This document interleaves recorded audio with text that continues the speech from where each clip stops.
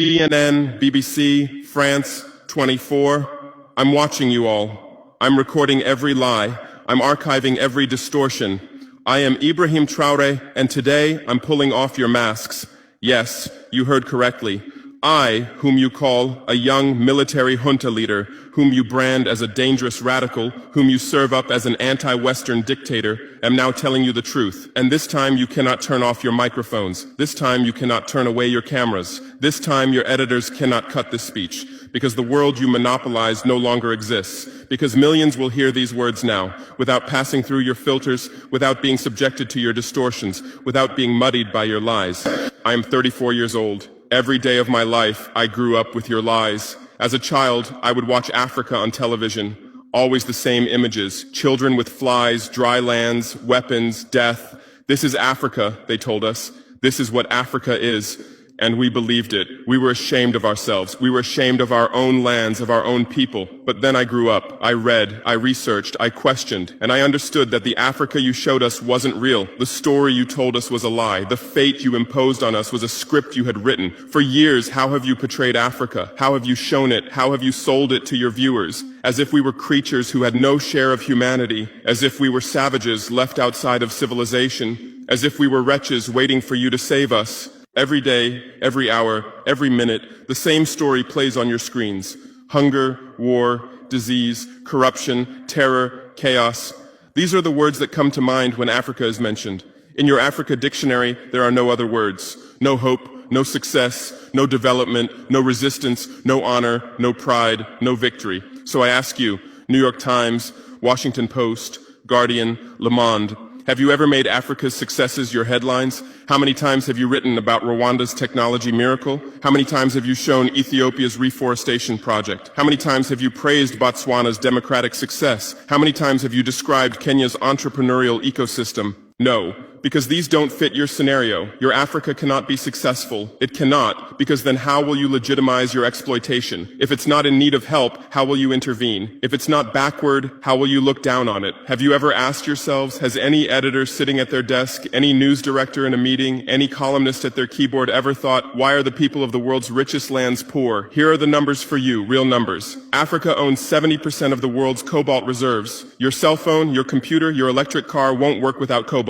This cobalt comes from Congo, but Congolese can't afford cell phones. Africa owns 90% of the world's platinum reserves. Catalytic converters, electronic devices, medical implants, they all need platinum. This platinum comes from South Africa, but South Africans are crushed by unemployment. Africa provides 30% of the world's gold production. Mali, Burkina Faso, Ghana, Tanzania. Gold flows like rivers from our lands. But our people swim in poverty. Africa supplies 65% of the world's diamond production. Botswana, Angola, Congo, Sierra Leone, billions of dollars worth of diamonds are extracted, but our miners live on $1 a day. Africa owns 35% of the world's uranium reserves. Niger, Namibia, South Africa. Nuclear plants run on our uranium. Paris lights burn with our uranium, but our villages have no electricity. And you still ask, why is Africa poor? No, the right question is, how was Africa kept poor while being so rich? Here's your answer. Colonialism didn't end. It changed shape. You used to come and occupy our lands. Now you come and establish companies. You used to take by force. Now you make agreements. You used to rule with the whip. Now you rule with credit. Let me give you concrete examples. With numbers, names, dates, but you'll never write about these. Glencore, Swiss-based mining giant, extracting cobalt in Congo.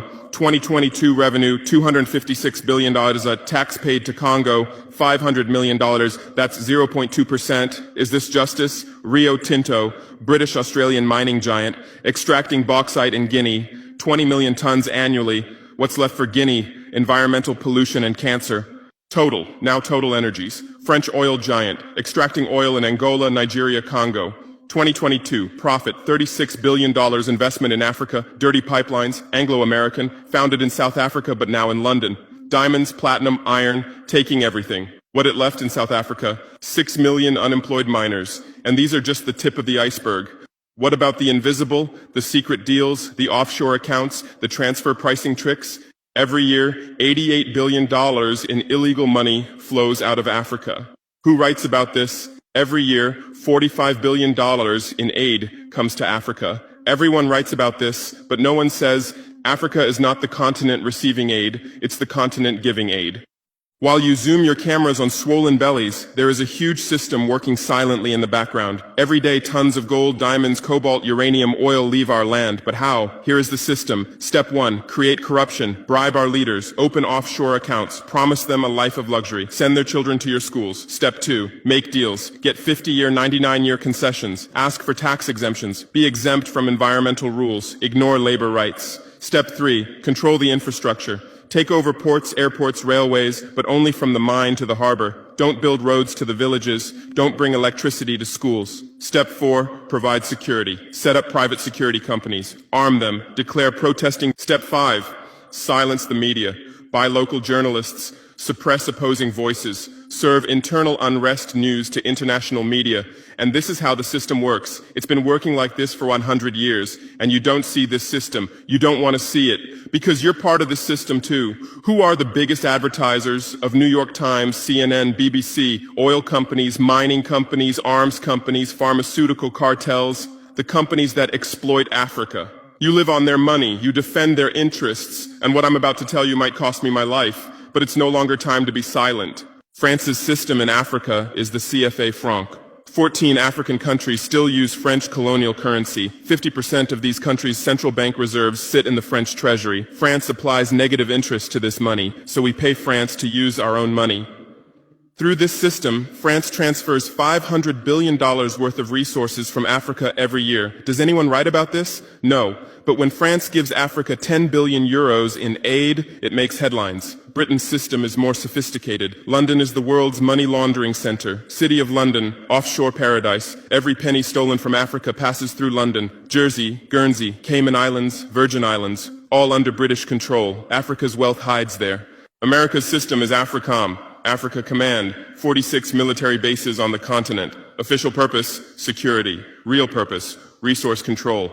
Drones in our airspace every day, listening devices everywhere. They say fighting terrorism, but it's not terrorists. It's people's leaders who are targeted. China is the new player, says win-win, builds infrastructure, gives credit, but in exchange for what? 99-year port concessions, mining rights, agricultural lands, debt-trap diplomacy, ask Sri Lanka, ask Zambia, and you write about none of this. Why? Because you're not free press. You're corporate press. Your bosses are billionaires. Jeff Bezos bought Washington Post. Why? For love of journalism? Rupert Murdoch's media empire, Fox News, Wall Street Journal, The Sun, The Times, all from the same hand, all giving the same message. West is good, others are bad. Carlos Slim is the largest shareholder of New York Times, Mexican billionaire. Where's his wealth from? Monopolized telecommunications, got rich off Latin America's back, now controls America's most respected newspaper. And you claim to do independent journalism? Who are your editors? Which schools did they graduate from? Harvard, Yale, Oxford, Cambridge? Always the same elite schools, always the same worldview, always the same prejudices. How are your reporters selected? How many languages does your Africa correspondent speak? French, English, that's all. Swahili, Hausa, Yoruba, Amharic, they don't know. They can't talk to the people. Your sources are always the same. Western diplomats, NGOs, experts, and then you come and lecture us.